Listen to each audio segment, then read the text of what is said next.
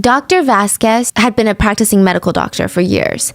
She was seasoned, she was knowledgeable, and because she worked in the emergency department, she had seen, just about everything, The fragility of human life, the total loss of death, and everything in between. Like, she had seen everything. Nothing, absolutely nothing could have prepared her for the alleged murderer who would walk through those hospital doors that very night. It was a relatively quiet night in the emergency room, which you would never dare say that out loud. Did you know? It's actually a tradition in almost every single hospital, at least in the US. It's a superstition amongst healthcare workers that if someone says out loud, "Oh, what a slow night," or they comment anything about it being a slow night or not that busy, the rest of the shift is doomed to be crazy busy. So no one uttered a word, but it was kind of a slow night. All their efforts would be in vain because within an hour, the hospital's emergency department would descend into a crime scene, resulting in one of the most high-profile first-degree murder cases involving the death of a child that we've seen in a very long time. And this is a very recent case. The crime took place January of 2023. An arrest was made May of 2023, so just a month and a half ago, really. Wow. Now, Dr. Vasquez would have two patients that night. One would be the alleged murderer, and the other would be the full show notes are going to be available at rottenmangopodcast.com. But today's case involves a lot of heavy and controversial content regarding pregnancy, abortion, adoption, women's health, and topics that are especially turbulent with the current politics of the US. So with that being said, reporting on this case is in no way a political statement or representative of personal opinions. I think a lot of the discussions about this case revolve around the politics of it all. And I do think that those are important discussions to have.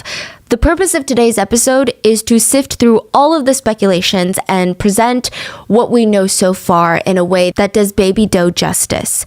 Hopefully, we're able to accomplish that, but just keep in mind that this case is currently ongoing with a trial scheduled for October of this year. Just a reminder that legally, no one has been convicted of absolutely anything as of right now. So with that being said, there is CCTV footage inside of a hospital's hallway that shows a 19-year-old woman half skipping, half running out of her treatment room and beelining it for the restroom. She's holding her butt with her left hand, and the staff members who saw her run through the hallway, they kind of wrote it off as like a potty dance. It's similar to when kids have been holding a poo for a really long time. They sort of like jump around and they try to distract themselves. Plus, it's the emergency department during the night shift, so the staff are not going to be grossed out or scared of a little bit of poo or someone who has to go really bad. They had seen so much worse. So Lori, who's a certified nursing assistant, she recalled seeing this 19-year-old girl named Alexi urgent run through the hallway and thought, well, you know what? If you gotta go, you gotta go. A minute or two later, 19-year-old Alexi's mother, Rosa, knocks on the bathroom door to check up on her daughter. She's like, "Hey, Alexi, are you okay in there?" Now, these are one of the single toilet bathrooms, so it's not a public restroom with a swinging door and a bunch of stalls inside. It's one person, one toilet, one sink. The mom returns to their treatment room after Alexi insists, like, "Hey, Mom, I'm just constipated. Give me some time." Nurse Chris, he's the next person to check on Alexi in the bathroom. He knocks on the door. "Alexi, it's Nurse Chris. Are you doing okay?" She responded with the same thing that she told her mom, so Chris gave her some privacy because, you don't really think anything's alarming when someone's constipated. Then, another nurse checks on Alexi. Alexi refused help once more. So, through the door, the nurse told Alexi to pull the red emergency cord if she needed absolutely anything, and it would send a page to the nurse's station. How long has it been? Like 10-15 minutes. Oh, okay. So they're like, okay, so let's give Alexi some space. Now, at this point, none of them had any reason to believe that she wasn't just really constipated, or did they? So as the time passes, as the minutes tick by, Nurse Chris paces, and he's waiting for his patient to come out, and his mind starts wandering to the events leading up to this abnormally long bathroom break. Like, you feel like you're in the bathroom for a really long time, when you're constipated, but it's never like 20 minutes long. So let's bring it back to the beginning of Alexi's emergency room visit. She was not there for constipation, I'll tell you that. Alexi came into the ER with lower back pain. She said early in the evening that night, she felt this intense lower back pain, and she thought, maybe I'll just sleep it off. She tries to go to sleep. The pain's getting worse. The pain's not going away. And she wakes her mom up. They drive to the emergency room. And that evening, it's quite late into the night. It's January 26, 2023. And it's actually Alexi's second time at this hospital, at the Artesia General Hospital ER, in the past 2 months. Okay. She For was the there, same reason? Yeah, December of 2022. So a month before she was there. Now, Nurse Chris was Alexi's first point of contact. He was responsible for triaging patients that night. Basically, he's in charge of asking the patients general questions, taking vitals, getting background, and starting a patient chart. Nurse Chris was in charge of prioritizing which patients were seen first, who's before who, the order of admission, if you will. Now, Nurse Chris noted that Alexi's only remarkable symptoms were a somewhat elevated heart rate and a report that her back pain was a 10 on a scale of 1 through 10 of pain, with 10 being the worst. What? So this could mean a lot of things for a nurse. I mean, did she break her back? Did her spine get compromised?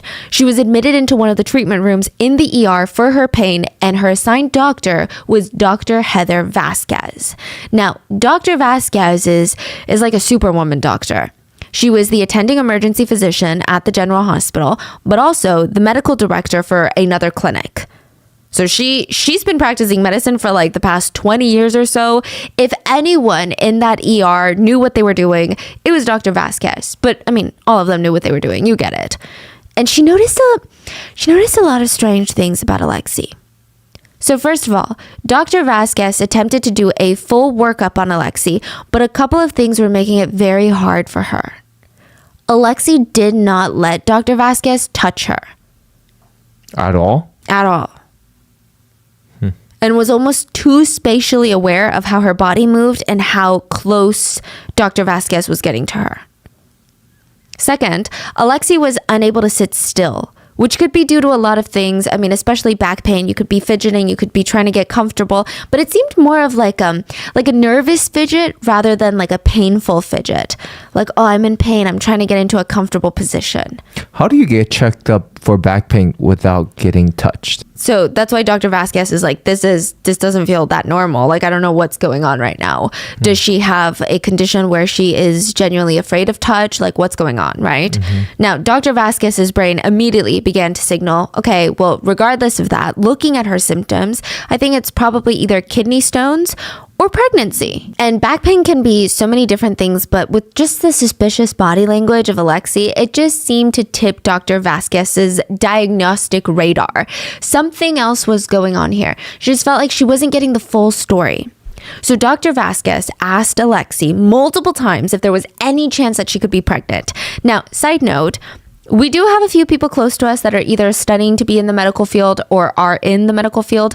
And for anyone with a uterus, medical staff are taught to assume that there is always a chance for pregnancy. It is such an important part of people with a uterus's healthcare, and it can have a huge impact on treatment, like plans on what medications can and cannot be used, if symptoms are related to pregnancy or it's something else that needs to be investigated. That's why pregnancy is its own field of medicine. It can change so much about the care process. Okay. So, I mean, it's not like they're trying to be insensitive. They just have to constantly ask you if you're pregnant. So there's certain medications you can't be given, certain operations you can't have. It's very important. It was important for Dr. Vasquez to know, and she explained this to Alexi and her mother, Rosa, who was also in the treatment room. So she's like, Mom, daughter, you got to tell me. And Rosa, the mom, commented, under no circumstances, absolutely not, is Alexi pregnant. I have been buying her pads every single month. She's on her period every single month. She's not pregnant. And Alexi agreed. Anytime Alexi was questioned about pregnancy or sexual activity, partners, protection, she insisted that 1, she was a virgin, and 2, there was absolutely no chance that she could be pregnant. And because healthcare workers only know what the patient tells them, Dr. Vasquez decided to start by doing some tests to narrow down some possible diagnoses. And that way, once again, if they know what's wrong, they can help treat it. So just to note, at this point in the treatment, the main concern is her back pain. The treatment is probably alleviating the pain while finding the root of the problem. This is what the medical staff think they're dealing with. So they start running some tests and they just want to rule out things, kidney stones, GI obstruction. They would need a CAT scan. And as a precaution and most likely protocol, a urine strip pregnancy test was ordered. Now, urine pregnancy tests are notoriously quick at producing results.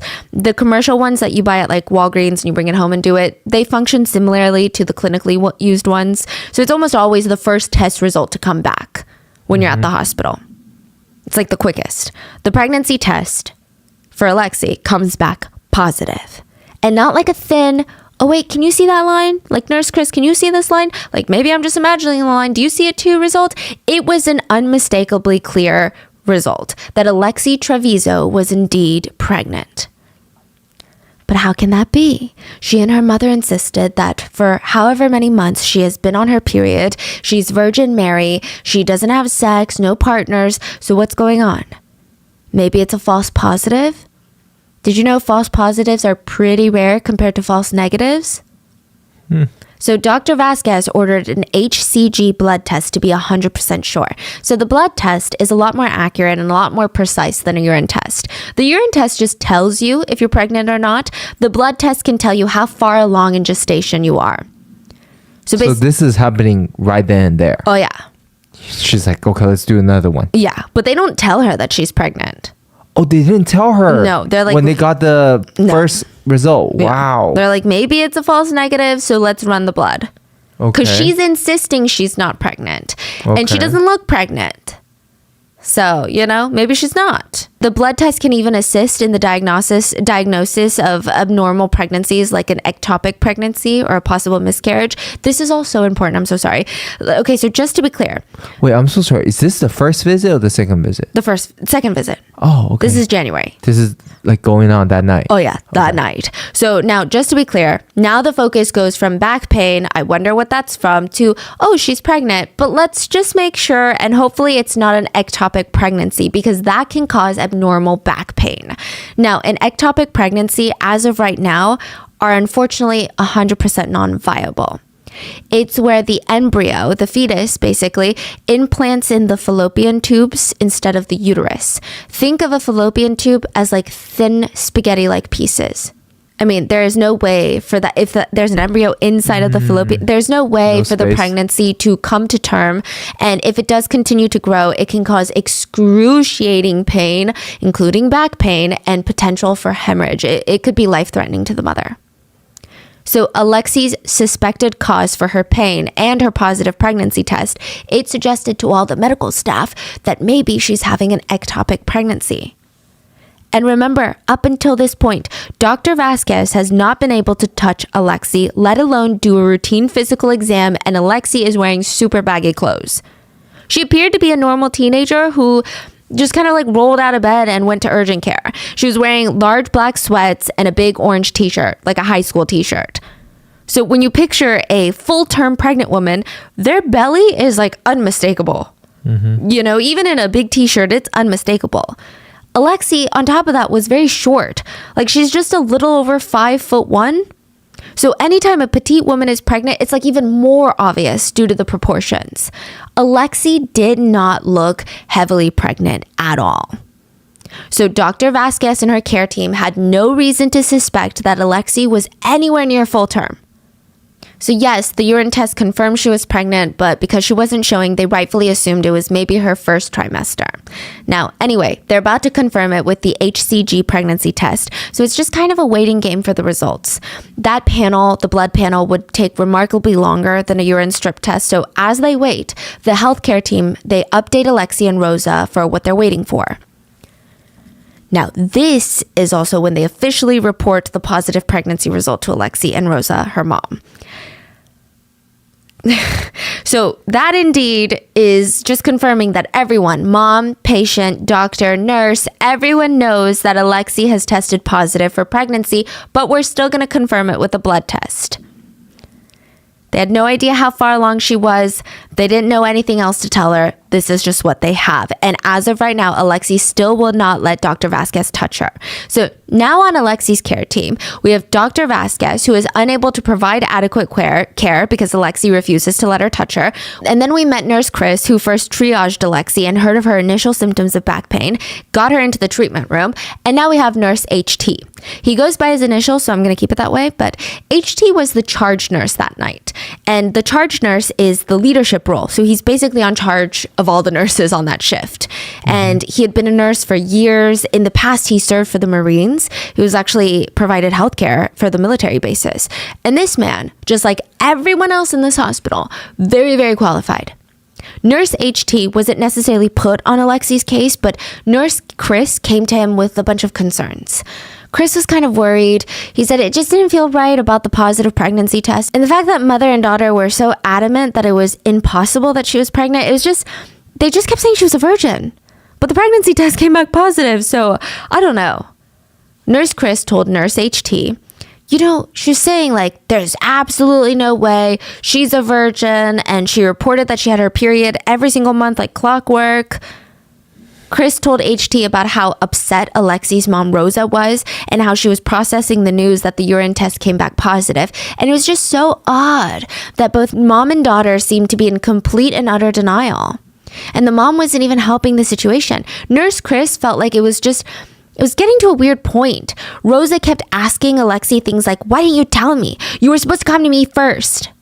Wait. So when they told them that she's pregnant, yeah, what did they say? They're like, no, there's no way. And then the mom turns to the daughter and is like, why didn't you tell me? You're supposed to come to me first. Oh, so the mom is upset. Recognized that she is pregnant now. Yeah. And so it's like just getting very bizarre. And Nurse Chris is just ranting to Nurse HT. So charge Nurse HT, he'd seen a lot of things in his career. And Rosa and Alexi's actions up until this point to him were pretty par for the course. It was an emotional situation and totally common for the topic of sexual activity to cause friction between the parent and child. But he tells Chris, if it escalates, there are options, because the patient's chart states that Alexi is 19. She is an adult. We don't need a guardian in the room. So if the mom is making it hard for her to receive health care or making it difficult for this patient to be honest and upfront, legally, we have every right to escort the mom outside to the waiting room because she is a legal adult and she doesn't need a guardian present. She's 19. Now, this part is going to be very, very pertinent to the story that Alexi is a 19-year-old high school student living with her mom. It just complicates a lot of things. So even though she's legally an adult, maybe they have a relationship where it still feels like she's a minor and she's treated as such. Back to the situation at hand. Nurses HT and Chris both agree that they're going to wait and see if the back and forth between the mom and daughter continue. And if that's the case, they're going to lead Rosa out to the waiting room. But till then, they're still waiting for the blood panel results. Dr. Vasquez had other patients waiting on her. And just sitting around with Alexi wasn't helping anyone. So Dr. Vasquez could only wait and help ease some of Alexi's symptoms of back pain. She prescribed morphine, Zofran, and sodium chloride. Now, morphine is a narcotic used to treat pain. Zofran is used to alleviate nausea. And sodium chloride is basically to replenish your electrolytes. It's not even a prescription medication. It's like an over-the-counter thing. So we're going to come back to these meds later, but this is going to help Alexi while they wait for the results. Now, the doctors and nurses, they would lose the race against time. The results would not come quick enough. And what many believe to be murder would take place that very night in that very hospital. While they're waiting, Alexi runs to the hallway bathroom. It looks like she's trying to rush to poop. Nothing alarming. I mean, like I said, the nurses had seen worse. But after what feels like quite a bit of time, the nurse, Chris, he starts getting a bit concerned. And on top of that, he was hearing some abnormal activity in the bathroom. It was like flush, pause, paper towel dispenser, flush, pause, paper towel dispenser. Wait, she's pregnant. Could she be having a miscarriage? Chris calls for Lori, who rushes over, and she hears the same thing. A few more flushes went by, and Lori tells Chris, what if she's having a miscarriage in there and she's flushing everything down the toilet? Oh my goodness. They attempt to call out to Alexi again, asking her to come out so that they can make sure that she's okay. But instead they hear, flush, pause, paper towel dispenser, no response. So the risks were escalating now as of Alexi's care team. They're starting to get incredibly worried that she's either miscarrying or hurting herself in an attempt to miscarry, because to the staff, she just found out that she's pregnant. She's 19. She's a high school student. It's not completely unreasonable. Also, anytime a patient is locked in a bathroom over the normal allotted time and they're not responding, it's a cause for concern in a hospital. She was in the bathroom for about 20 minutes. She entered around 1:38 a.m. and came out around 2 a.m. Alexi's care team attempted to check up on her multiple times and she was not responding. Dr. Vasquez ended up telling the staff, and I quote, "You need to get her out of there right now." So Chris calls to Lori to retrieve the master key from the nurse's station around the corner. And as Lori is hustling to grab the keys and run over, Chris is knocking on the door and giving Alexi one final warning. "Alexi, please open the door or else we will have to open it ourselves and make sure that you are safe, okay?" The flushing stops. Lori is jingling the keys in front of the bathroom door and is about to put the master key in. And at the very last second, Alexi unlocks the bathroom door and she's just standing in front of them, almost looking dazed. And as a reflex, Lori turns around, kind of giving Alexi some privacy. It just felt very weird, and prioritizing putting the master key away since Dr. Vasquez and Nurse Chris were already there. So as Lori returns the keys down the hall, and once Alexi is out of the threshold of the door frame, Chris gets a clear view into the bathroom that she was just in. Mm-hmm. All he saw was red. The sight caught him off guard, and he asked Alexi, "What happened?" Like blood everywhere? Oh yeah, like walls on the tiles everywhere. Not just the toilet, like walls everywhere, sink. Alexi just responded that she was on her period. Both Chris and Dr. Vasquez saw the amount of blood. They were both under the impression that this is not just blood from a heavy flow. The volume and the kind of like the consistency and the circumstances of everything, they all pointed to an early term miscarriage. And remember, there is still no indication that Alexi was full term. She's petite, she's 19, a cheerleader. Her belly had little indication of anything else floating around inside except perhaps some natural bloating. She wore baggy clothes. She refused to let the doctors or nurses touch her during her triage and exam. So why do I keep reiterating that? Because as of right now, they are still, after seeing all this blood, everyone is treating this as a 19-year-old that is too scared, too emotional to come to terms with the fact that she was pregnant and just suffered a miscarriage. They have no idea that they're dealing with an alleged murderer, and that also means hospital staff were not looking for a victim or a baby. Dr. Vasquez immediately ushers Alexi back into her treatment room, and she knew that she had to perform a vaginal exam as soon as possible to assess what happened in there. Another staff member in the room was also assisting Dr. Vasquez. And so with Dr. V taking care of Alexi, the nurse Chris and Lori, they take on the task of cleaning up what they believe to be a miscarriage. No. So Lori contacts Leela, who is part of the housekeeping team of the hospital, and she notifies her that there is a cleanup needed in the hallway bathroom. There has been a miscarriage. Lori goes in before Leela arrives and notes like the viscosity and the thickness of the blood was consistent with miscarriage in some aspects. It definitely wasn't a period. There was so much blood. I mean, smears on the wall, as well as almost like a bizarre splatter pattern. So she said it's almost like if you had a balloon filled with blood and you kind of popped it.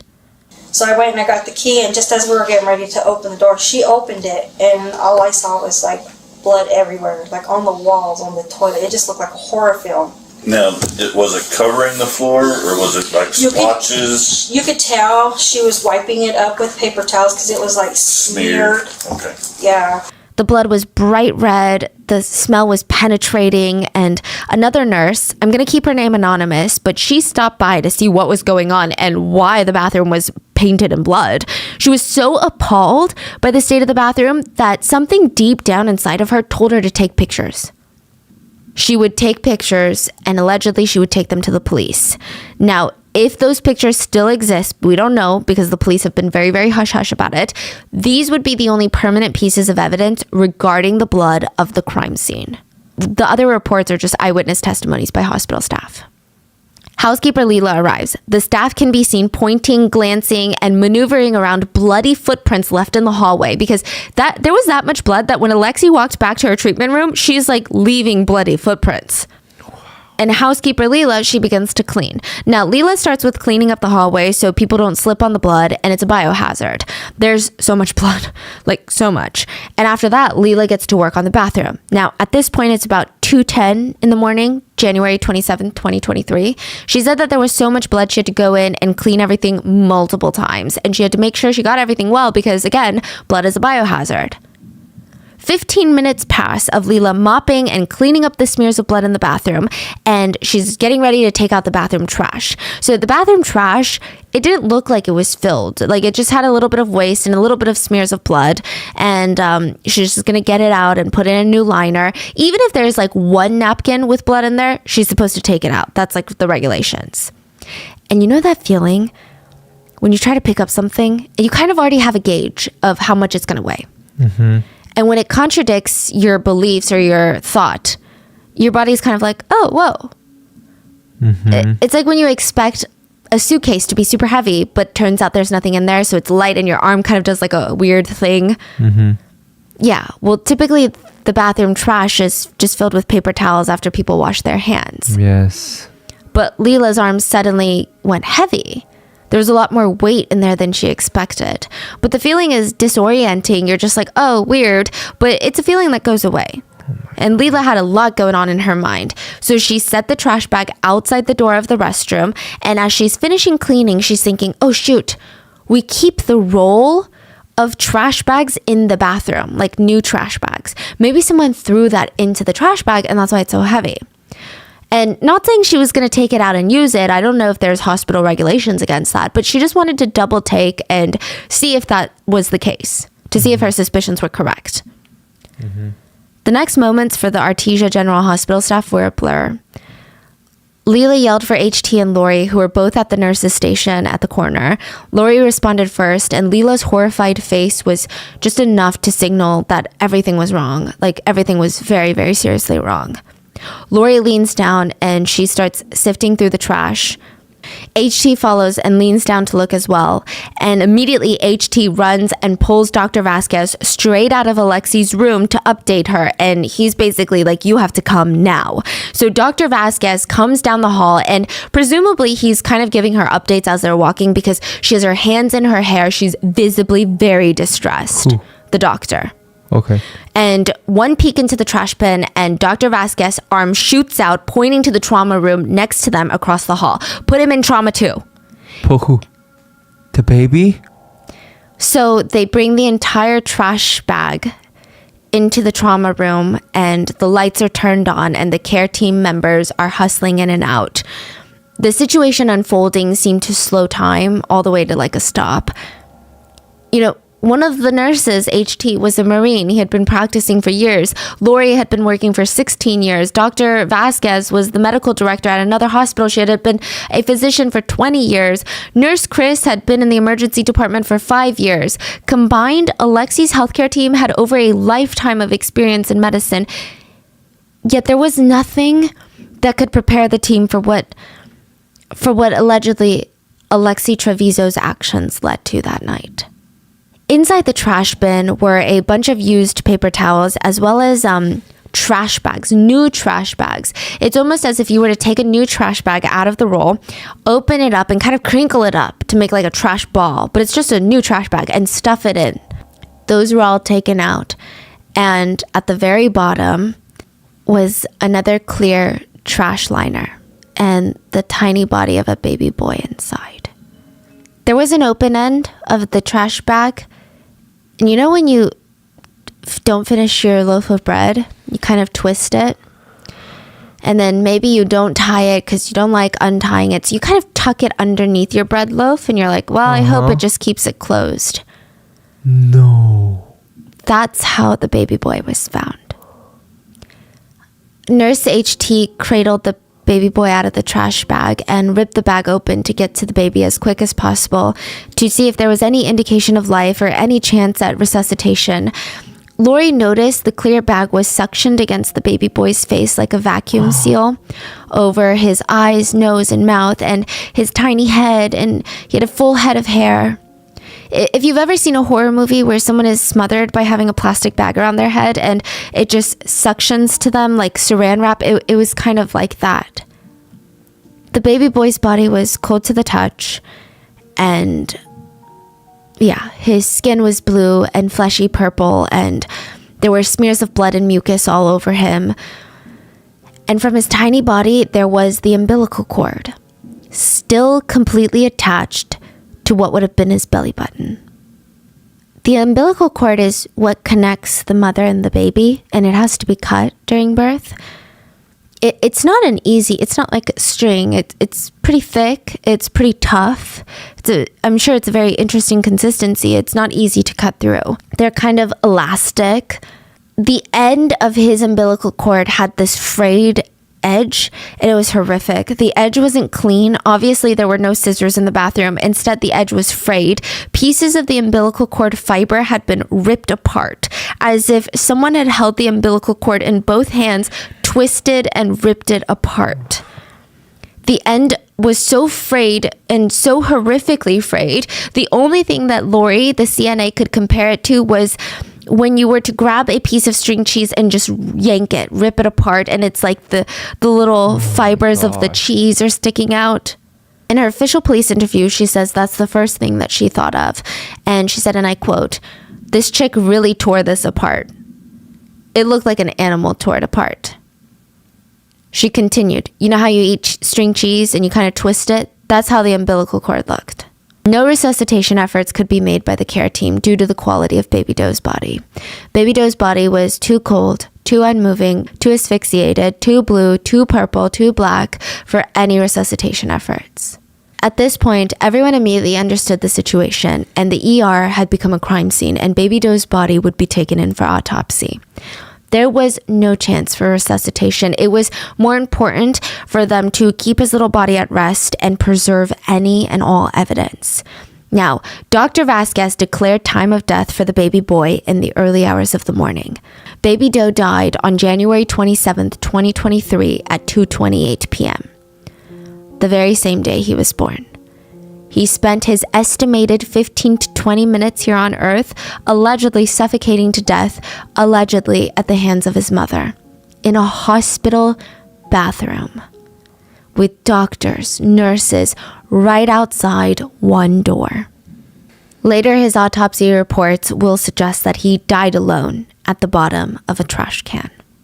Not once did Alexi mention the baby boy to any of the medical staff that were ready to help or assist. She never mentioned the baby boy before or after the bathroom incident, not when she denied ever having sex, not when Chris asked if she was pregnant. Not once did she let the medical staff in on her secret that she had given birth to a full-term baby just minutes before, and oh, the baby's in the bathroom. Rather, Alexi kept her mouth shut, and she continued to receive her own care by Dr. Vasquez for her back. Here's the thing, just existing these days is so expensive. The cost of living is at an all-time high. Interest rates are still rising. And I think the very last thing we should do is feel guilt or shame at having debt. Life is rough, and you deserve to show yourself some of that grace. And one of the best ways to show yourself some compassion is to find a better solution to paying off your debt. PDS Debt has customized 0% interest options for anyone struggling with credit cards, personal loans, collections, or even medical bills. PDS Debt is giving our qualified listeners a free debt savings analysis just for completing the 30-second online debt assessment at pdsdebt.com/mango. You can get a full breakdown on how to save on interest each month and the quickest way to take care of your debt. PDS Debt will actually roll all of your payments into this one low 0% interest monthly payment, and everyone with over $10,000 or more in debt qualifies. There is no minimum credit score required, bad and fair credit are accepted, and you can save thousands on interest and fees, and you can pay off your debt in a fraction of the time. And trust me, in situations like this, you're gonna feel like a weight is lifting off your shoulders. Just even when you get started, even when you start taking action, it's such a good feeling. PDS Debt is offering free debt analysis to our listeners just for completing the quick and easy debt assessment at www.pdsdebt.com/mango. That's pdsdebt.com/mango. Take back your financial freedom today by visiting pdsdebt.com/mango. But before I get ahead of myself, let's talk about what happened after Alexi came out of the restroom and what was happening in her room while the discovery of baby Doe was being made, and what happened when the police arrived and when they officially tell Rosa and Alexi the news about the discovery, because Alexi says some pretty damning things. When Dr. Vasquez escorts Alexi back to the bathroom, back to the treatment room from the bathroom, so this is like right after birth, Nurse Elizabeth was now on Alexi's healthcare team as well. She had no prior contact with Alexi before she went into the bathroom. She just got assigned this case. Now, Nurse Elizabeth explains that when Dr. Vasquez and Alexi came back, Alexi was actively bleeding. So again, no one has found the baby. They just gently break the news to Alexi and Rosa. It seems that you've suffered a miscarriage. And because Alexi is actively bleeding, Dr. Vasquez asked if she could perform a vaginal exam to further evaluate the condition. Now, the nurse Elizabeth, she's busying herself with cleaning Alexi up and prepping her for the exam. And Rosa, the mom, she's stepping in and having a back and forth about the news. She's like, "Why didn't you tell me?" Scolding her daughter, freaking out about, "Why didn't you tell me you were pregnant?" And as Dr. Vasquez proceeds with the exam, Rosa is just visibly upset. And this is wild, but still, Alexi continued to deny that she ever had sex. She still insisted after this, quote, miscarriage that she was a virgin. So all the while this is happening, Dr. Vasquez and Nurse Elizabeth noticed that Alexi was continuing to bleed extensively to the point where blood was now flowing down her inner legs, as well as there was a small puddle next to the exam table that she was on. Wow. So Dr. Vasquez's first observation when starting the vaginal exam was that Alexi's cervix was wide open and blood was flowing out. So this is what you mean when you give birth. They look at how dilated you are. Pretty dilated. Dr. Vasquez and Nurse Elizabeth, they worked to suction the blood the best that they could until there was a knock on the door. And charge nurse HT is like, "Dr. Vasquez, you gotta come outside." Now, Nurse Elizabeth stayed in Alexi's room. She had no idea that there was a baby boy outside in the hallway. She gets Alexi into a hospital gown and is trying to clean up the blood as best as she can. And then she left to take care of her other patients. She would periodically check on Alexi to make sure she was okay, but her condition was not life-threatening, or at least everyone thought so at this point. A little bit later, when Elizabeth, the nurse, was grabbing some blankets, Dr. Vasquez and Alexi's other nurses, they pull her aside and notify her about the discovery of baby Doe. And she was instructed not to say a word until the police came. And her whole job was to continue providing care as needed, pretending like nothing happened. Nobody wanted to let Alexi know that they knew what she had done in that bathroom. At least not till the police came.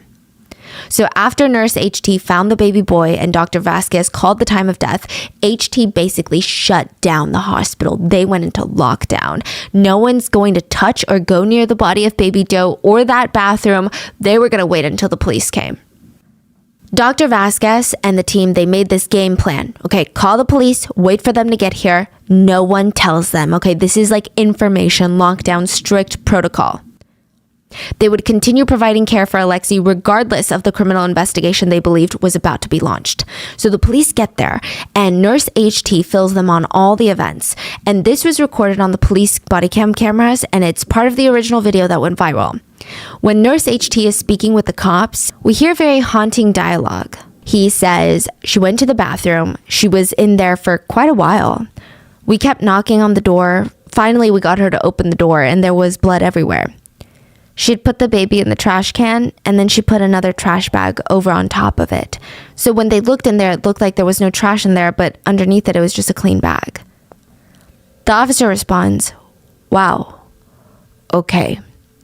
The baby's dead. We have him in trauma too, but she killed the kid." We haven't what? "We have him inside trauma too, but she killed the kid." How old was the baby? I don't know. He's full term. She wouldn't tell us she's pregnant. She's been lying the whole time. Now, Dr. Vasquez walks up to the officers and asks if they can accompany her while she notifies Alexi and Rosa of the discovery of the baby. She wanted to make sure that all the legal bases were covered and that there were witnesses, including the body cam footage. Now, this part of the case went absolutely viral due to the body cam footage, and I can see why. It's confusing, it's weird, it's wild. There's even more questions. But the reactions of both mother, so both mom and daughter, Rosa and Alexi, they're strange. It's atypical. So inside the treatment room, we have Alexi on the hospital bed, and her mom, Rosa, is standing up. And in walks Dr. Vasquez, Nurse HT, and one of the police. Dr. Vasquez breaks the news. I'm sorry, we've discovered a dead baby in the bathroom. Rosa, Alexi's mother, gasps, oh my gosh. Alexi tries to explain. She says, I'm sorry, he came out of me and I didn't know what to do. Now, this part has been dissected over and over again. What would you imagine Rosa's reaction to be, Alexi's mom's reaction to this? Many netizens did not like the way that she responded. She said, Alexi, I told you about this. I just asked you, baby, to tell me the truth. Lexi, I told you about this. I just asked you, baby, to tell me the truth. That sounds like Kate lied about they didn't do their homework. Yeah. So Rosa stands up, paces for a short moment, and she's pressing her hands on her forehead and sternly asks Alexi, what did you do to it? The doctor immediately says, okay, stop right there, stop. Number one priority, guys, number one priority is that she just had a baby and I don't know if she still has the placenta inside of her and she's bleeding significantly. So Alexi tries to explain to Dr. Vasquez, I'm scared, it wasn't crying or anything. So two things. Netizens did not like how Rosa scolded her daughter for something like this. The reaction was strange. It almost felt like she already knew or kind of had her suspicions that something like this was going to happen. It's also on par with what you said, a mother scolding someone for not doing their homework. Yeah. Now, secondly, Alexi will often refer to her child, as it. Now, her doctor, Dr. Vasquez, still needs to prioritize her physical well-being. She recommends transferring her to a different hospital called Lovelace, where they specialize in obstetrics. And because Alexi just gave birth in secret, they have no idea if the placenta was delivered. If there is placenta tissue left in the uterus, the condition can be life-threatening for the mom. Now, in addition, Alexi is also heavily bleeding. So they're very concerned about, anything that's going to happen to her. Dr. Vasquez says, I'm very sorry about this, but in terms of delivering a baby, it looked like you tried to hide it. We do need to have the police involved. Alexi takes this in, looks at her mom and says, nothing, it wasn't crying, it came out and nothing. Dr. Vasquez responds for Rosa, but the baby is going to be taken in for autopsy and there will be an investigation and everything. I'm really sorry, guys. I'm sorry. I'm so sorry. We need to do this correctly and I want to be transparent with you and what our steps are going to be. Now, Dr. Vasquez proceeds to arrange the transfer. She leaves the room, leaving Alexi, Rosa, charge nurse HT, and the officer remaining.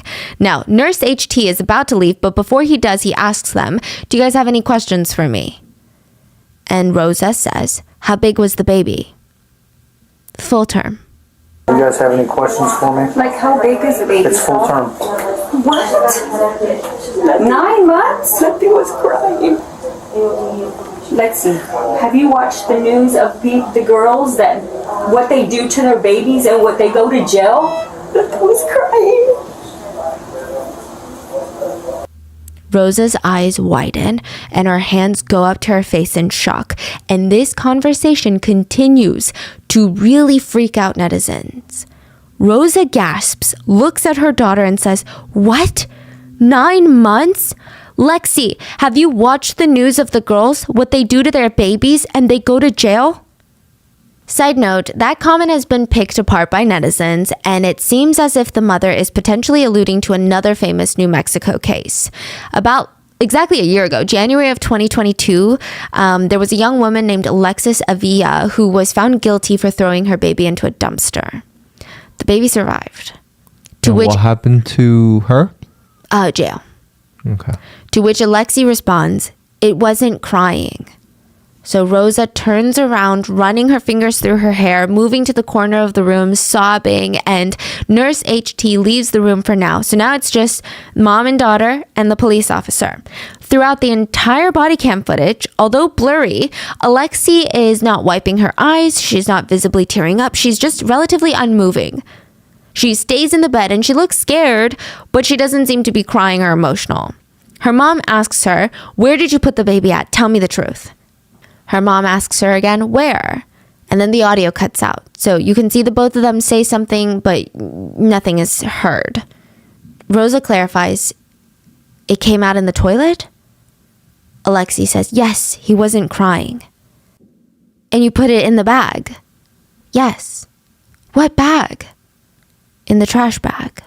There's a point in the conversation where Redditors have a lot of problems with how the mother speaks to the daughter. So Alexi is telling her mom all of this, where she put the baby, and she's also saying, like, I'm scared, right? And the mom says, "Why didn't you tell us?" And then immediately she kind of flips on her daughter and says, "Do you want to get in trouble?" Which is strange because you're already in a world of trouble. She says, that is so odd. Yeah, she continues, "Do you want to get in trouble for this? Because you can get in trouble for this now." One netizen pointed out, as soon as the mother said, "Do you want to get in trouble for this?" I immediately knew who the real problem was in this family unit. The girl is already in trouble. That statement makes little to no sense unless the mother is still desperately trying to take control and trying to threaten her child. I will say the family dynamic is interesting, and surely it plays a big part in today's case, but we're going to dive into it later. Eventually, Rosa gets pulled out of the treatment room and is told to stay in the waiting room till the detectives arrive. So as of right now, it's just been cops, not part of the investigation division. And because Alexi is legally an adult, they want to keep her isolated from any witnesses or potential co-conspirators, which is a theory that's going to come up later. So the cops tell Alexi that she's currently being detained in police custody and that a cop is going to be with her at all times at the hospital. When Alexi is alone with the nurse, she is asked by the nurse, "Right now it is very, very important that you are very honest and very truthful with us. Did your baby take at least one breath when it first happened, or was your baby not breathing?" Alexi said, "I've been having this bad abdominal pain, and so we came to the ER. When they brought me back in here to this room, I felt like I needed to poop, and I asked if I could go to the bathroom. So when they said that I could go to the bathroom, I sat on the toilet, and it all just fell out. But when I had it in my arms, it wasn't breathing. He wasn't moving. It wasn't breathing, so I just placed it in there." Okay, and was it a steady boyfriend, the father? "Yes." "Do you want me to include him as the father?" "For what? The birth and the death certificate?" "Oh, no, I don't want to put him down." So while Alexi is in the treatment room receiving postpartum care, her mom Rosa calls her husband and Alexi's boyfriend's family and breaks the news. They're all going to join Rosa in the waiting room. So to give a clear picture, Rosa calls her husband, aka Alexi's stepdad, so not her biological father. Are these recorded? Yeah, on body cam. And then Alexi's boyfriend and his mom will be in the waiting room as well. Meanwhile, Alexi is still waiting to be transferred. And side note, this is when we meet the ultrasound tech Lorraine, and Alexi's questions and behaviors with Lorraine become a bit suspicious. Now, ultrasound tech Lorraine and CNA Lori are two different people. Lorraine, the ultrasound tech, was on call for ultrasounds, and she arrived at the emergency room in the midst of this chaos. She wasn't there at the hospital. So she runs in, and she's had like 20 years of ultrasound tech practice underneath her belt, and she just noticed a lot of police presence the minute she got there. But so she's here to help Alexi. Yeah, see what's going on, you know, is the placenta still in there? Got it. So before entering Alexi's room for the ultrasound, she was filled in briefly on what's going on, and Lorraine said that the whole procedure was incredibly uncomfortable. There was an officer already in Alexi's room, and Lorraine asked him to step out, which he did. Lorraine kept her head down as she prepped Alexi, and she had no intention of conversing with Alexi, and she hoped that maybe she would get the message. But she starts talking. Alexi told Lorraine, I don't know what's going on. I didn't know I was pregnant. I'm a cheerleader. I started gaining weight. My clothes were tight. I was taking birth control pills, and none of this makes sense. Lorraine stayed quiet and could only gently respond, "I don't know what to tell you."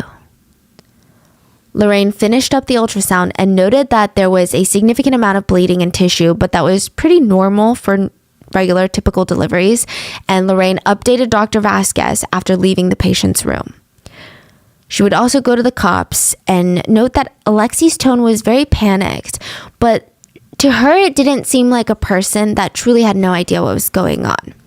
Lorraine said that she had been in the field for 20 years and she had seen some weird people. She had talked to some off people, but she testified that Alexi's case did not seem like that. You know, it almost sounded like the way she's saying it was she's trying to get someone to believe her. She's trying to get someone on her side. She was obviously in labor, you know, and I think she knew that. And so my assumption was, you know, she panics because when she was talking to me, she was talking pretty rapid, and she was like, "I don't understand." So, you know, was it all mental, psychological? Who knows? But she definitely knew what she was doing, and what was doing was wrong because of the way she was talking to me, you know, just stating, you know, "I didn't realize I was pregnant, and, you know, but I'm taking the birth control," you know. So, I mean, she was panicked, but, you know, I didn't see her being in a state of mind where she did not know what she was doing. Now, remember Nurse Elizabeth? She's still taking care of Alexi. She's providing postpartum care after all of this. And she is one of the staff that's having direct contact with Alexi after the police get involved. She said that Alexi kept talking to her as well. And Elizabeth reported that Alexi did not say anything about what happened in the bathroom, but she was just worried that she was going to get in trouble. And she even asked, "What's going to happen?" "I don't know, Alexi. Would there be any bad outcomes if I had stopped taking one medication and started another?" "It depends on the medications." "What would happen if I stopped taking birth control and started taking weight loss pills?" Chills ran up Elizabeth's back. What does that mean? Okay, so people interpret it two different ways, right?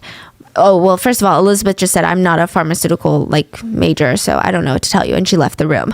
A lot of netizens speculate that 19-year-old Alexi was probably not asking this question out of genuine curiosity or concern.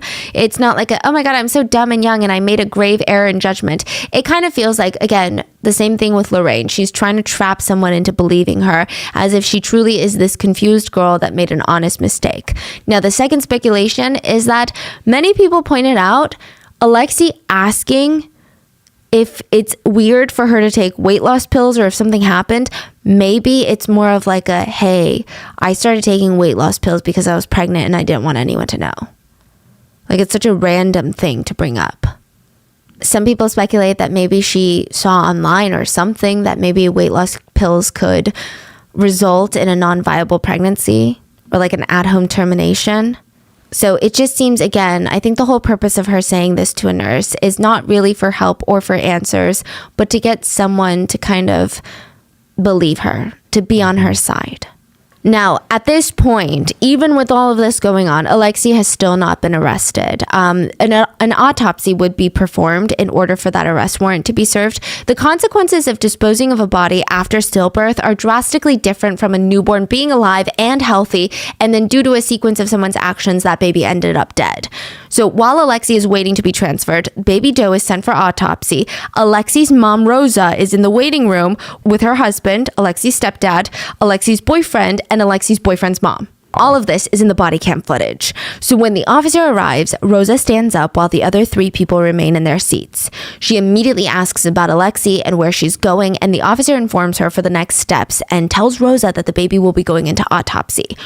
Rosa just completely disregards the baby. Rosa's like, "Whatever, I don't care," and immediately asks about Alexi. Is she gonna get released? When? How? Are y'all gonna take her into custody or anything like that?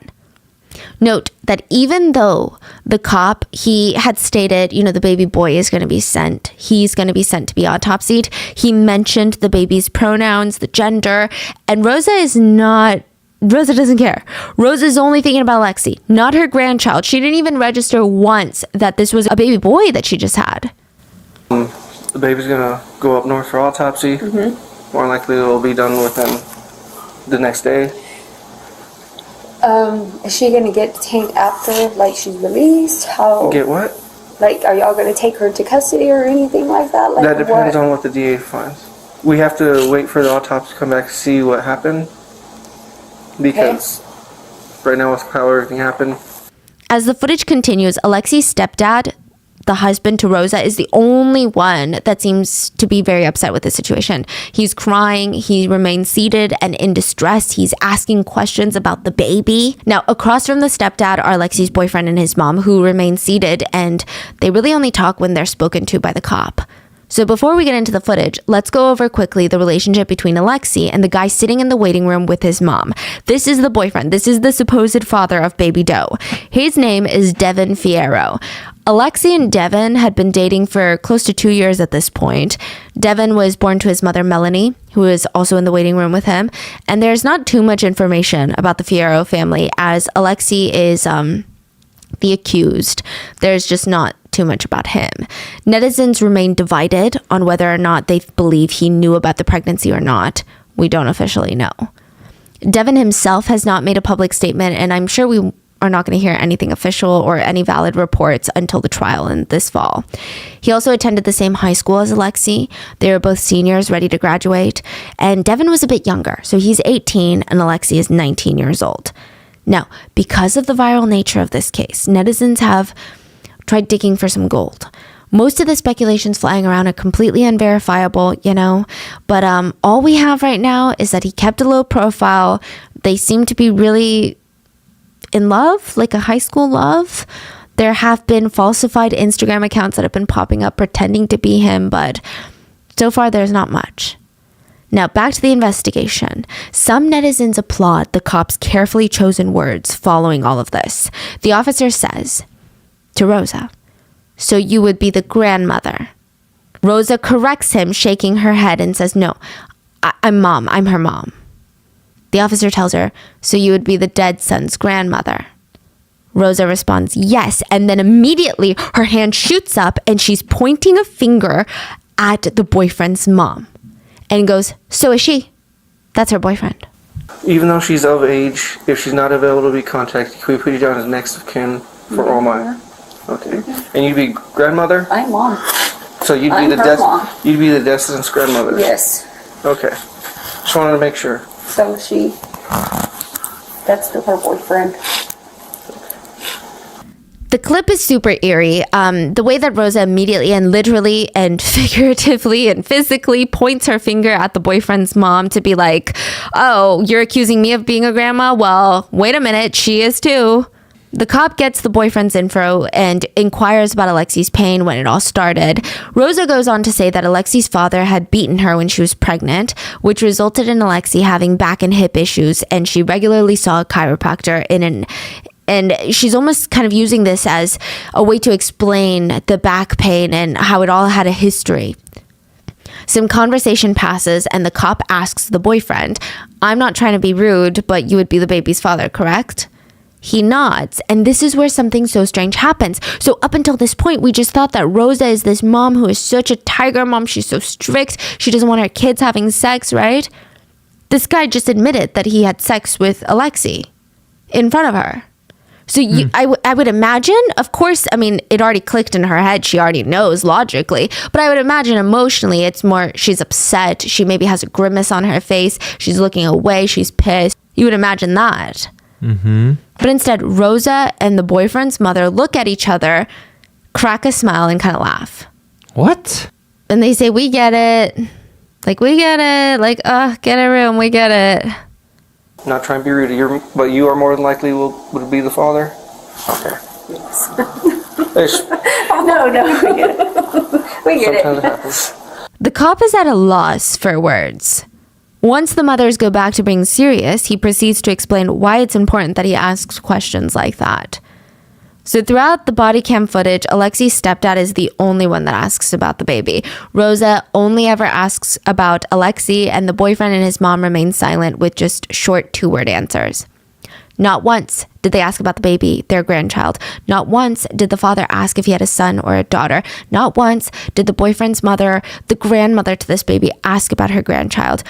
I mean, Everyone in this room who was biologically related to Baby Doe did not even acknowledge him. Alexi's stepdad, the only person in that room whose genetics were not a part of Baby Doe, was the only one showing emotion and asked a question about the boy. And of course, genetics do not decide family, of course not. But it's ironic how everyone else whose literal DNA made up this dead baby boy did not ask a single question. This is backed up by charge nurse HT's police interview as well. He says, "Not one person asked me about the baby. If it was alive, if it was dead, a boy or a girl. Not one. I've delivered multiple babies and seen multiple miscarriages, and I've never seen anything like that. There was no emotion except for herself. She wasn't crying tears." He continues, "I'm just going to tell you this. I have never seen a reaction like that girl. There was zero emotion. I have seen women who are only pregnant for 6 weeks and they are a mess. To do what she did with no emotion, I've never seen anything like it. The only thing that upsets me the most is she gave me no chance to save that baby. And that's not what I do. Wow. My job is to save lives, and I had no chance. We were at a facility where you can drop off the baby and there are no questions asked." HT finishes and gets visibly emotional as his voice shakes and gets caught in his throat. More emotion than Alexi showed over all of the body camera footage that has been released. Postpartum care nurse Elizabeth also testified to the fact that Alexi was only asking questions about herself and not once did she ask about her son. Alexi is airlifted from this hospital to Lovelace, and the autopsy results would take longer than expected for Baby Doe. But the medical examiner determined that the baby boy had air in his lungs when he died. The ME ruled Baby Doe's death a homicide and stated that he had passed from asphyxiation, and the cause of death was, quote, entrapment. The report confirms that he died after birth. According to the official affidavit, entrapment is defined as when an individual is in an airtight or relatively airtight container, or in this case, a tied plastic trash bag, and consumes all of the available oxygen until there is no longer enough oxygen to sustain life. To further explain this, the autopsy and the postmortem showed the infant male had no anatomic abnormalities and or no physical injuries. His lungs were aerated and he had air in his stomach. She had delivered allegedly a healthy baby boy. The baby was 38 weeks old, which is 9.5 months. This is very important. The age of viability in which a preemie can live outside the womb and successfully develop is between 22 to 26 weeks with medical care, meaning Baby Doe would have survived even if he was born 4 months earlier. He was fully developed, yet he ended up in the bottom of a trash can and was suffocated to death within minutes of his first breaths. The air in his lungs and stomach were significant findings as they proved that Baby Doe was capable of life outside the uterus and had taken his first breaths after birth, his last breath shortly after. So this was still not enough to arrest Alexi. It would take months before she's arrested. Now, side note, she was physically fine, or at least fine enough to be discharged from the hospital. And what's interesting is that she went immediately right back to school. She continued to date her boyfriend, Devin Fierro, and the couple actually attended their senior prom together April of 2023. No. Like nothing happened. This is a picture of them at prom. And I want to say that netizens have been speculating the necklace that she's wearing. A lot of people who have grieved the loss of loved ones say that that necklace reminds them very much of a necklace where you store ashes or pieces of ashes from a loved one. People think it could potentially contain the ashes of Baby Doe. Now, this obviously isn't and cannot be confirmed, but keep this in mind because something more wild comes up later. So anyway, Alexi is allowed back into the school while the investigation continues, and the police do some things that have been debated by netizens. A police officer tries to approach Alexi while she's walking out of her high school alone, which I think the initial thing was people were upset. You know, it sounds scummy. It sounds like a police is trying to entrap her, right? But it's perfectly legal. She's 19 years old, she's an adult, and she has been an adult for over a year. Detectives do not need a guardian present to question her. They most likely approached her while she was coming out of high school to try and talk to her without her mother present, which again is absolutely legal because she's an adult. There are speculations that if Rosa hadn't been in that treatment room, maybe Alexi would have told medical staff what was going on. But Alexi does not want to talk to the investigators. Thankfully, they wouldn't need her testimony to arrest her. After 4 long months of investigation, May 10th of 2023, Alexi Trevizo was arrested. Now, the body cam footage was released, and that is when it went viral. After the arrest. The arrest itself was relatively unremarkable, like nothing too crazy or unexpected happens. But once again, Alexi's mom, Rosa, is incredibly protective in the least, combative at best to the arresting officers. Her reaction does remain interesting. Rosa, the mom, tells the police, "I'll bring her out. Just tell me what's going on." As if this is like coming out of nowhere. You know, a detective explains the warrant, and Alexi's mother asks, "For what?" Which is a very interesting question, okay? And a back and forth ensues before the officers disclose the reason. Again, I cannot stress enough, and apparently the cops cannot stress enough either, but Alexi is over 18, meaning Rosa has no legal right to know what the arrest warrant states. That's like if a random adult were to get arrested and I'm like, "Hey officer, you should tell me what the arrest is for." It's like I don't have to tell you. Now, the cops remind Rosa of this, but she still demands to know what the warrant is for. She does have a bit of an argument stating that she deserves to know what the warrant is for because this is her home. The police inform her that they have an arrest warrant for Alexi and not a warrant to search for her house, like through her house. I don't doubt that this is an incredibly terrifying situation, and maybe Rosa as a mother wants to protect her child regardless of age, but many take this as Rosa having a hard time accepting she is not the one in control. Alexi is an adult. She's a full legal person. And so there's this whole back and forth, Rosa standing and blocking the doorway with her body, and a probably fed up deputy states, "Homicide, an open count of homicide and tampering with evidence, that's what she's getting arrested for." And Alexi's mom says in disbelief, "Tampering with evidence at the hospital?" Again, I don't really know what the shock or attitude is about because she always give the most bizarre reaction to things. Bizarre, yeah. It's really, yeah. I mean, it's off-putting for sure. Even when you watch it, it's just kind of like, that makes me feel weird. I mean, I don't want to make speculations because I think that we all deal with shocking news differently, but it's not normal, I would say. It's interesting. Now, regardless, Rosa is on the phone with someone and demands to see the warrant physically. Now, again, they're like, "Okay, well, we can arrest Alexi and get her permission to visibly show you the warrant, so we gotta go get her." Finally, Rosa lets them in, and Alexi is arrested. She does not cry. She does appear nervous, of course, but she's still kind of relatively emotionless for just the sheer gravity of her crimes, or what she's accused of. Now, something does catch the eye of netizens and internet sleuths. In the end of the video, the officer with the body camera is kind of escorting Alexi out of the house to make sure that she's not grabbing any weapons and just grabbing sanitary products. So he's in the house. Netizens go frame by frame in the short portion of the video that shows inside of their family home, and boom, there it is. People are like, "There is no way. Is that really? No freaking way. No, absolutely not. There's no way she would do that in a million years." You can see in the living room, there's a frame in the background of the body cam footage. And if you're listening to the audio version, I'm going to describe it. There is a thick black frame sitting on top of the living room main shelf of the entertainment console. And it kind of looks like a scrapbook page with a glass layer on top. It's vertical. From top to bottom is the name ALEX. Alex in big white letters. Next to the name are a small pair of angel wings and what looks to be a blanket. Tacked onto the blanket is a small photograph that looks like it'd be the size of like a sonogram. However, only the edges are black and the inside in the majority of the photograph is tan. Why is that important? Guess what else was tan? The hospital trash can was tan. Body cameras are notoriously blurry and pixelated, so the image is like a smudge. However, some netizens believe that it is a photo of baby doe in the trash can, and it is now allegedly being used as some sort of familial memorial picture. What? Other netizens argue that this picture is actually a post-autopsy picture or a post-afterlife picture. I don't think we'll know for sure. I don't think this will ever be covered during the trial, probably not. But evidently, this photo has been leaked, but it has been wiped from the internet. But if this is what netizens believe it to be, this frame photo memory box.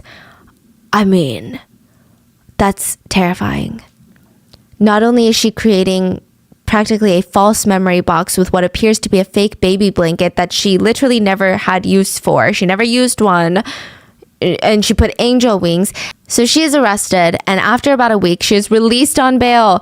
March 16th, 2023, Alexi is released, and the Judge Finger, ruled that she would be able to finish school without being on house arrest. She's given a curfew though, 7 a.m. to 7 p.m. She's also required to attend counseling and is permitted to travel to the state of Texas to see family. But something to remember, in New Mexico, a first-degree murder charge could result in a life sentence. Child abuse could result up to 18 years. So as of now, her pretrial hearing is September 11th, 2023, and the current court date is scheduled for October 2nd, 2023. And the outrage to her bond has been swift. I mean, before we dive into what I'm about to talk about, I think I've made it relatively clear where I stand in terms of women having autonomy over their own bodies.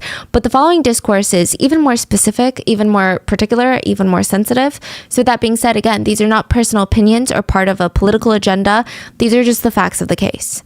So regardless of how you feel on the topic or where you fall on the spectrum, it is a fact that the United States Supreme Court overturned Roe v. Wade, a landmark case regarding abortion. That's not what we're talking about, okay? This overturning led to other states determining their own specifications regarding abortion. We spend half of our time in Georgia as of right now, which is where all my family is, and Georgia actually has one of the most restrictive laws in the nation regarding abortion. Now, how is that connected to today's case? Because in New Mexico, abortion has remained legal in the state, and it remains legal up until the moment before birth. Yeah, till the moment before birth. Currently, there are no laws limiting the availability of abortion services regardless of the gestation or how far along the mom is. Moreover, New Mexico does not require parental consent or notification for minors seeking abortion services. If there's any state to be in a position like Alexi, because she's not even a minor, right? It would have been New Mexico. So let me explain. Some netizens remain baffled as to why Alexi did not get an abortion, considering New Mexico's abortion laws are some of the least restrictive, and they make it far more accessible than the majority of the United States states. Not only was she an adult, she would not have to tell her mother, but even if she were a minor, she would still not have to get her mom involved because she lives in New Mexico. And you don't have to agree or support late-term abortion to understand this argument. You could think, well, I'll never get one and XYZ, but we're talking about the decisions that Alexi made. Clearly, Alexi does not care about infant life. I don't think she cares about a fetus life, right? I mean, she threw her baby in the trash can. So some people argued maybe she's against abortion, but I just think that's goofy. That is literally goofy. Like, you're, what? Okay, but let's, I guess, entertain this beyond goofy idea. Let's say she doesn't believe in termination of a pregnancy, so carrying to term was the only option. Did she have to put him in the trash can where he would suffocate and die, allegedly? Many netizens believe that she had other opportunities. Why? Because New Mexico offers the Safe Haven for Infants Act, which means individuals can bring their baby up to 90 days old to be dropped off at any safe haven location in the state, no questions asked, no criminal investigation. It is not child neglect. It is not child abandonment. In New Mexico, you may go to a hospital, law enforcement agency, or fire station, and you will not be chased down. You will not be asked, is this your baby? You will not be saying, oh, are you forgetting your baby? Let me repeat the first one for you really quick. A hospital. Alexi gave birth to her baby boy in a hospital, yet she still chose to throw him in the trash. Alexi gave birth to her baby boy in a hospital as a legal adult, yet she still chose to throw him in the trash. Alexi gave birth to a baby boy in a hospital as a legal adult with numerous chances to speak up and request that her mother, if Rosa was the reason that she was too scared to tell anyone she was pregnant, she could have requested her mom leave her treatment room because she was 19. But let's argue that her mom is so controlling and so terrifying that she couldn't ask for her mom to be removed from the treatment room. She could have easily, on her way to the bathroom, alerted a nurse and ran into a separate treatment room instead, closed the door, demanded that they honor HIPAA, and not tell her mom what was happening. Even if Alexi was under Rosa's healthcare insurance, which I don't know, thinking about health insurance coverage in this type of situation would be kind of insane. But even if that was her concern, just speculating here, if that was her concern, because Alexi is a legal adult, she has her own rights to medical privacy that would be upheld. So even though she's under her mom's health insurance, her mom wouldn't need to know.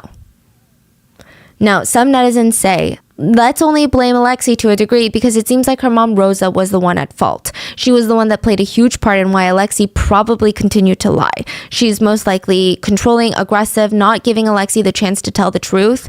Now, I think we'll never fully know what was going on in Rosa's head and how much she knew and how much she didn't know about her daughter, but we can make an educated guess.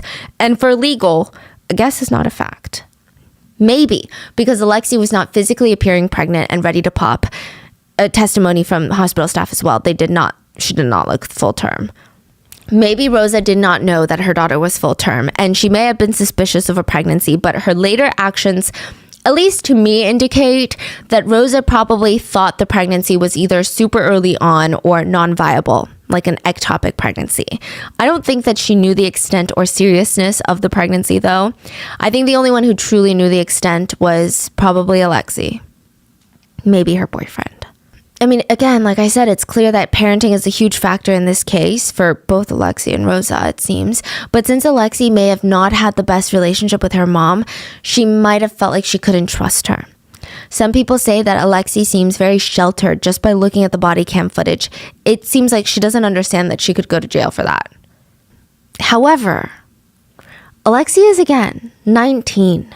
Chris, Lori, Dr. Vasquez, all people that were capable of saving a baby's life, they all knocked on the door, and Alexi could have said, I'm 19, don't tell my mom, this is confidential, please can one of you come in? Now, there are people who are calling Alexi the embodiment of the devil, the most evil mother to exist. And I don't know if I can have a strong personal opinion on Alexi. I do think that we all have the ability to think critically. Like, look, most of us have been 19 and maybe some of us had pregnancy scares at that age. And I will say, everyone is freaking terrified of their parents' reaction. You're scared of what the future is going to be, what's going to happen, especially more so when you're a teenager. But I don't think that this is something that would have ever crossed my or any of you guys' minds when you're 19. Now, I will say there is a big piece of the puzzle that I am missing, which is I've never been a mother, I've never given birth. I am unfamiliar with the emotions that can be brought up in these situations and what kind of chemical imbalances I would have. So I'm going to share with you what I've seen some moms say on the internet about this. One mom netizen commented, I was 19 when I found out I was pregnant. I didn't find out until I was already 6 months pregnant. I was on birth control. I showed no signs of pregnancy, and I was actually losing weight during the time.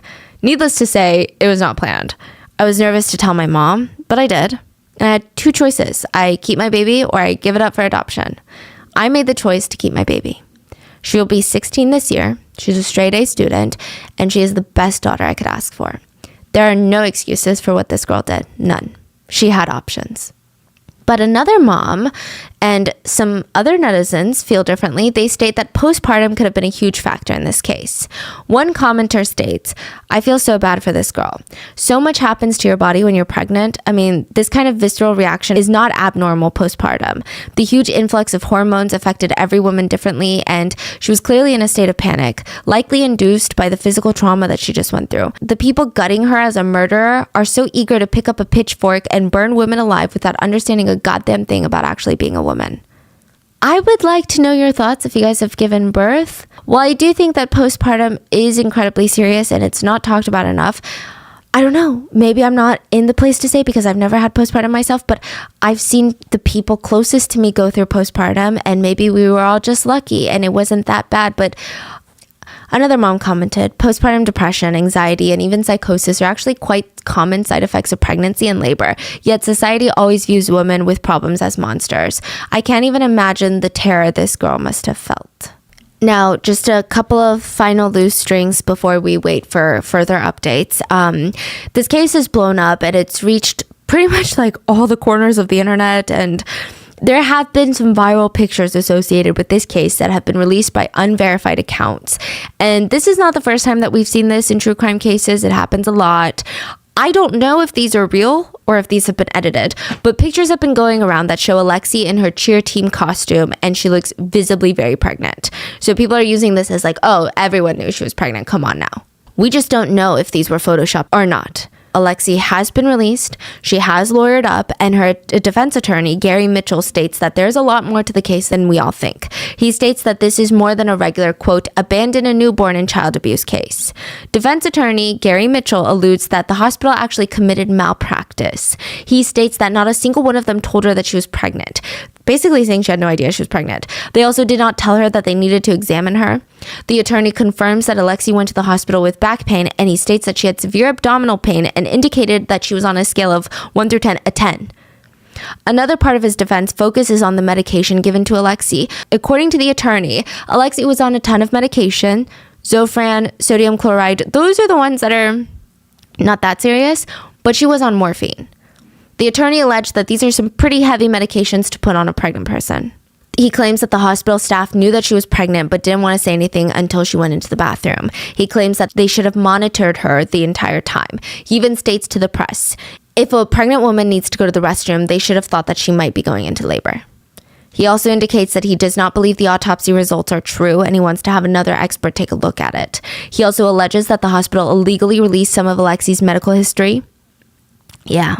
So, Gary is convinced that Alexi is totally innocent, but he says that whatever the staff did is malpractice. He states, I will not hold back when it comes to representing this young girl. She's a good person, someone you can be proud of, and because of our attitude about women's reproductive care and the way we treat women in this country, is now being exposed to a first-degree murder charge. He went on to explain that Alexi has a 3.8 GPA and already committed to the New Mexico State University. He states that Alexi is an honor student that's on the choir team as well as the cheer team and has never had a single infraction in school, nor has she had any traffic violations. And another little loose string before we wrap this up regarding Rosa. Take this with a pinch of salt because, you know, but allegedly Rosa, the mom, was arrested in 2004 for a DWI in Texas, allegedly. She is also a registered felon for a faulty check and misdemeanor in Gaines, Texas from July 2004. She has a state felony because there were minors in the vehicle during her DWI. What's DWI? Driving with influence, I believe. Oh, Yeah. like DUI. Yeah. She has pled guilty and was sentenced to 5 years probation. And according to internet sleuths, again, I don't know how true this information is, but Alexi's biological father has a custody agreement, lives in Texas, and he owed or owes over $10,000 in child support. So, I believe this is the latest update in the case as of now. Judge Finger released Alexi on bail, and there is an interesting condition in her bond. She is to not get pregnant again. Yeah. So, as for the impact of this case, I think we're just going to have to wait and see what's going to happen here. I think that this case is going to get politicized. I think it might be one of those cases where all the different parties use it as a way to further their political agenda. But I think just looking at the crime itself or the loss of life itself, I think we should focus on the ripple effect that it had on everyone, especially in the community of New Mexico. Many crime scene investigators, along with hospital staff, many of them had mental breakdowns. They're requiring counseling. They're coping with this traumatic event. Not only did a baby boy lose his life, a father lost his son, grandmothers lost their grandbaby, regardless of if they care or not. A mother lost her child. But there were a lot of people, medical staff, first responders who had to witness these losses in the most traumatic way. Thank you to medical staff and first responders who are listening right now. You guys are superheroes. And I think that we like to think of them as just so strong and they just do their job so well, right? And they put in so much effort to making it look like they have no emotions, but they're just suppressing it for the sake of their patients. Leela, the housekeeper, was the one that found the baby. And her police interview was so heartbreaking. Towards the end, the detectives asked her if she's doing anything to help with her emotions. And she said no. And she shared her previous struggles with the detectives. In 2018, Leela's boyfriend died at his own hands. He shot himself in front of her. Oh my. And so you can imagine the blood at the crime scene, she did see a psychiatrist afterwards, and the psychiatrist told her, don't take this cleaning job at the hospital. If you see blood, it might give you PTSD. But Leela thought, well, I do need to go to work. I need to make a living. I need a routine. So she accepted the job. And just a few years later, she would have to witness yet another bloody crime scene. And in the CCTV footage, it looks like Leela has the body language of someone that's dealing with a lot of shock and potentially guilt. I think a lot of these nurses, a lot of these staff, they have the questions of, what if I check the bathroom better? What if I had checked the trash bin first? Maybe if I had opened the trash bin earlier. Maybe if I had just known. Maybe if I moved faster. Maybe we tried to get into the bathroom a bit quicker. Many of the medical staff were very distraught because they never had the chance to save this little baby. And that's what they're trained for. That's what they spent all this time, energy, and money going to school to save people. And I think it's worse because it literally happened in the bathroom. It was not a crazy medical emergency that they just didn't understand, that no one could help. Now, as of right now, Alexi has pled not guilty. There's a big chance it'll end up with a grand jury trial, and that will be in October. There are similar cases we've talked about where like 18, 19-year-olds will give birth and dispose of their babies in pretty horrific ways. Do you think it's going to have similar results, similar rulings? But let me know, and we will do our best to keep you guys updated, and we will see you in the next episode. Stay safe, and I'll see you Sunday.